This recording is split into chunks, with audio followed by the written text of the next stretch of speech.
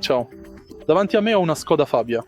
In questo video ti mostrerò le 5 migliori caratteristiche di questa auto. Per cominciare, questa auto è di dimensioni compatte, perfetta per l'uso in città.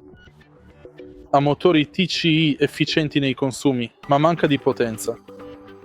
Spazi pratici e dettagli intelligenti, come ad esempio il raschietto per il ghiaccio e l'ombrello, sono comodamente posizionati nelle portiere del conducente. Inoltre, c'è davvero molto spazio disponibile per i bagagli, rendendo ogni viaggio più confortevole e organizzato.